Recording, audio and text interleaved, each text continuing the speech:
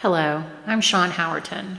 I'm a survivor of 25 years of narcissistic abuse. I'm a spiritual advocate, an educator, and a feminine essence champion.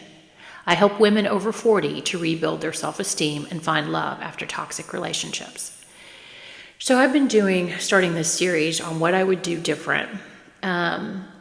Today I'd like to talk to you about what I would do differently if I was getting ready to leave. If I was getting ready to walk out of my marriage, if I was getting ready to survive.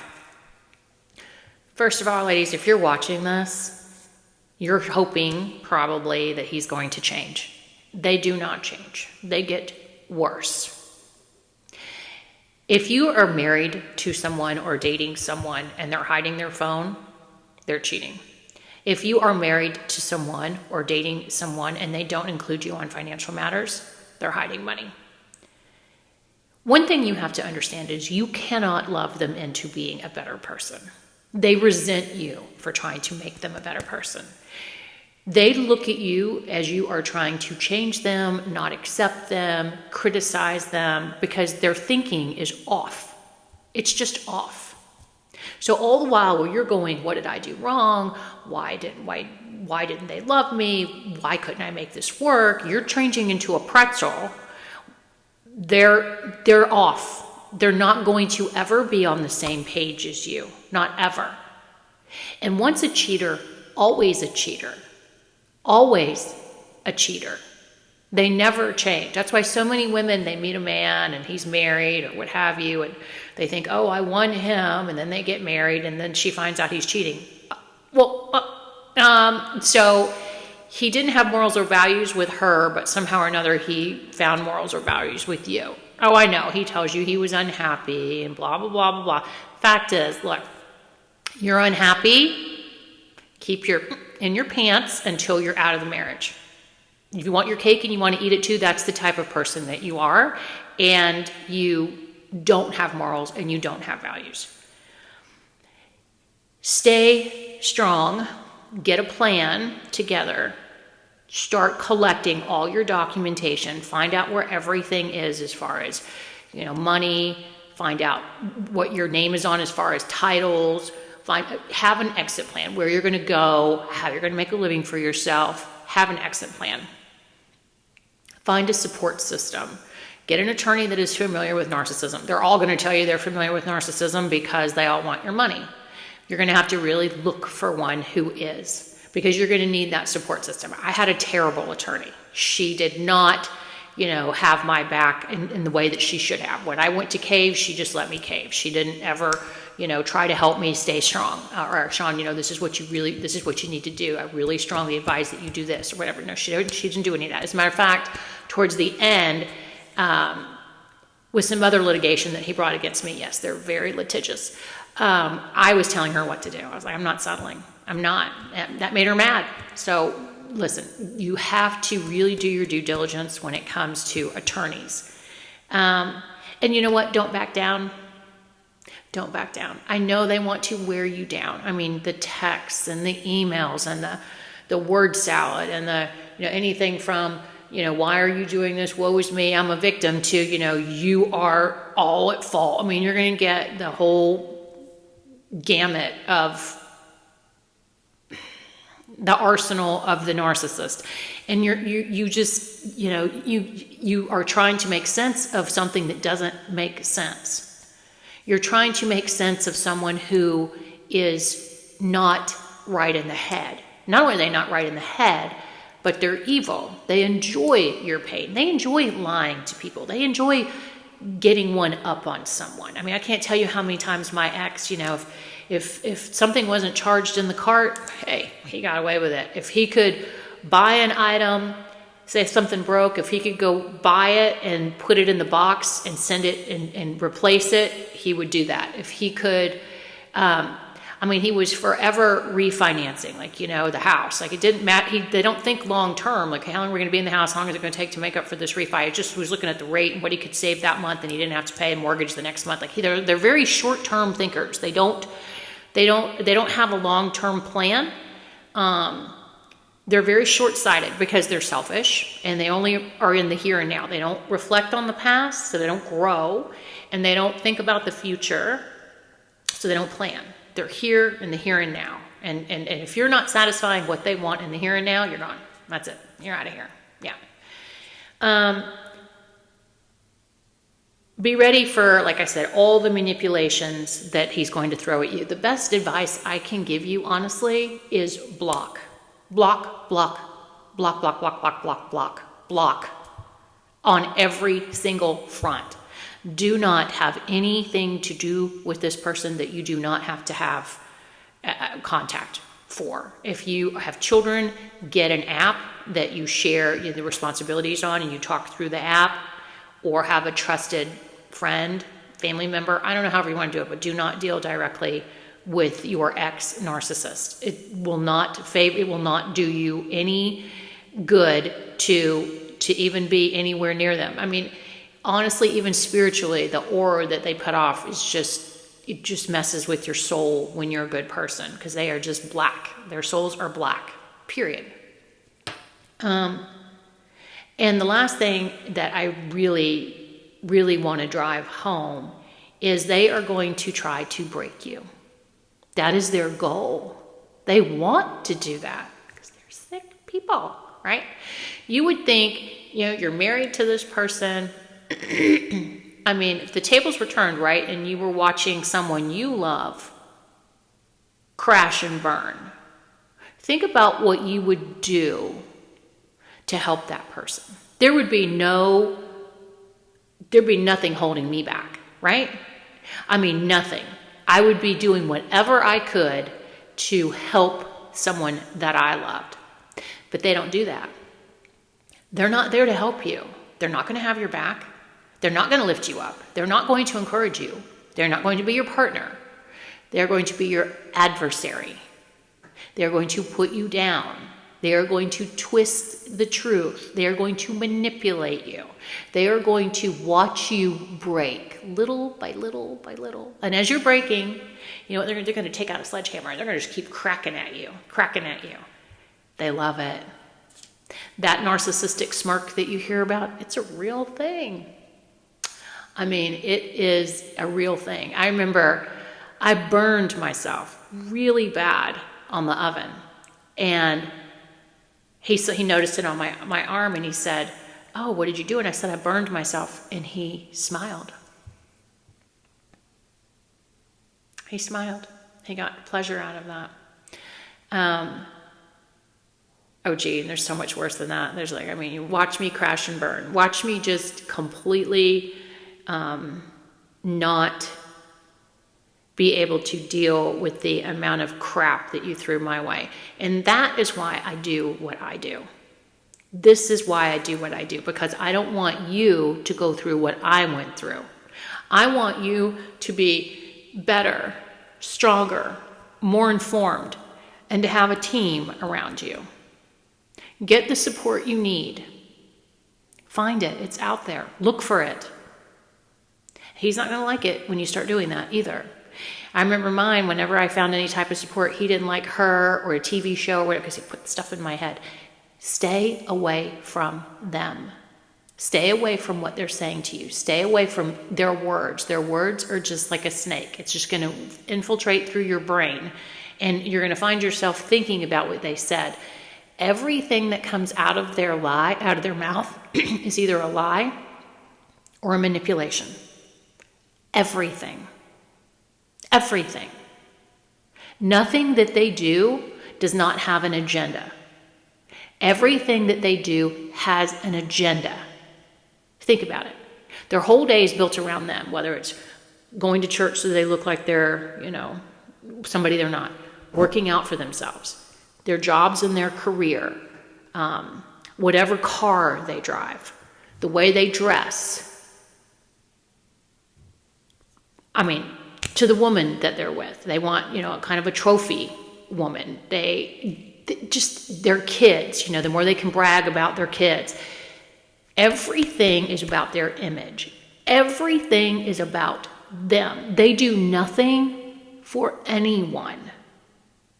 If they post something on their social media that they're raising money for somebody or this or that, it's because they want to look like a good person. They don't give a crap about that person. They don't give a crap about a cause.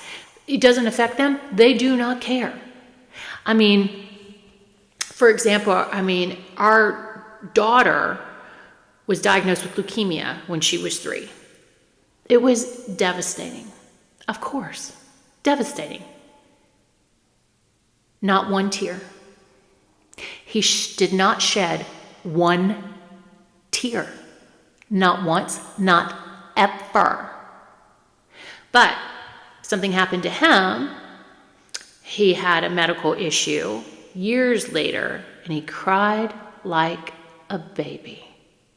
Not even a man. He didn't even handle it like a man. He cried like a baby. Because it was all about him. That's what these people do. So if you are in this kind of a relationship, I know it seems completely foreign to you to put up that wall that says, I am not going to succumb to any emotion or feeling of love or empathy. I know it goes completely against your nature. It is going to feel as if you are abandoning yourself, but you're not. I want you to reframe that. You're protecting yourself. You are not giving to someone something that they would never give to you. You don't owe anyone your empathy and your love when they're not going to give it back to you in return. As a matter of fact, not only are they not going to give it back to you in return, they're going to do the exact opposite. They think they're going to pull one over on you. They think the more they can screw you, oh, I showed her. They're so incredibly backwards and sick. What they don't understand is once you get out of this relationship, once you've moved on, once you reflect and look back, once you've done some work on yourself, you've done the work, you've been, maybe with a coach, or you have possibly found a therapist, whatever the case may be, that you have done the work, you're going to look back, and this is what they don't get. You're going to think, you're pathetic. You're not even a man. You're pathetic. You weren't a father. You weren't a husband. You were nothing. You weren't a partner. You're nothing. You weren't there for the mother of your children. You weren't there for your wife. You're not there for anyone. Everything you do is about you. You only care about yourself. And it's going to turn your stomach. It's going to just turn your stomach. I know you can't believe that right now because you are so ingrained with the trauma bond and you've built this life together, and it's so hard to believe that this person could actually be this evil, unempathetic, oh, by the way, you might hear my dog snoring, person, but they are. They are. And it is the cognitive dissonance is going to be such that it's going to take you a while to wrap your head around it. And that's why it's so important that you journal. I've said this before. I fought journaling. I did not want to journal. Everything was just in my head. I wanted to ruminate and try to figure it out because I'm very analytical, and I thought if I could just put the pieces together like a puzzle, if I could just figure out where did this go wrong, how did this happen, and so much of it was me blaming myself. What did I do? How could I? And they throw it all on you too. Think about that too. Like if you love someone, you're going to accept your part in it too, right? You're going to say, you know what? This is what I did. And believe me, the narcissists do way more than you then you're only reacting to their abuse. You didn't do anything. You're not the one cheating. You're not the one lying. You're not the one manipulating. You're not the one talking behind their back. You're not the one not being on the same page. Like, oh my God, like, could they even compare you to them? But they do, because they're,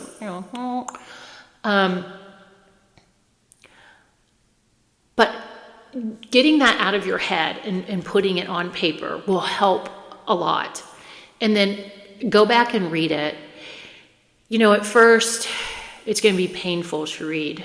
And it's still painful. Like, it's been a while and it's still painful to read. But not as painful. And what I get out of it now is how much I have grown. How much differently I see things now. You're going to find a lot of people say, if you just do this, and this, you'll be fine. Well, you're not. It takes time, and it takes a support system, and it takes work. And I know you don't want to hear that, because I didn't want to hear it either. I thought, why do I have to be the one that has to work when this piece of was not even a man, wasn't a father, he wasn't a husband, he's nothing, all he's got is some money that he wants to throw around, and that's about it, right? And I guess, I don't know. Anyway, the point is that you have to do the work, and it stinks. It's not fair,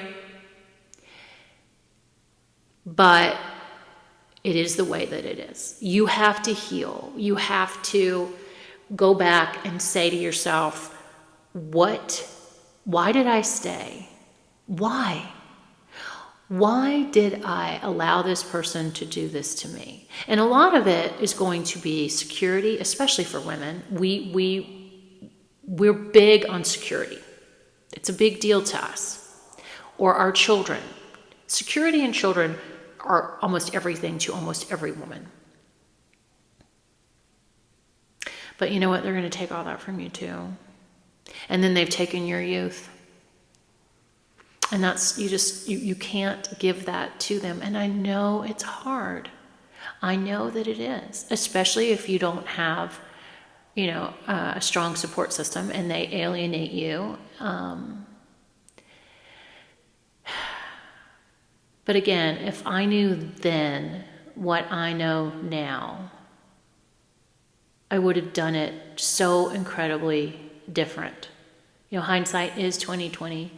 And if you can navigate the waters with the narcissist, knowing exactly what you are dealing with. I suspected, I was pretty sure, but I didn't want to believe it. I just didn't want to believe that this person was that messed up. I did not want to believe that the father of my children and that my husband of 23 years was this demonic, evil, vindictive person. I did not want to believe it. But if it looks like an orange and it smells like an orange, it's probably an orange. The best advice that I can give you is, if you suspect that you're with a narcissist, then you're with a narcissist. I mean, nobody does the word salad. Nobody does the cheating. Nobody does the gaslighting. Nobody does, the always being in a competition, the talking behind your back, the putting you down, the word salad. I mean, nobody does those things unless they're a narcissist. Period. People might do one of those things occasionally, maybe two, but not all of them. Narcissism, yes, is on a scale.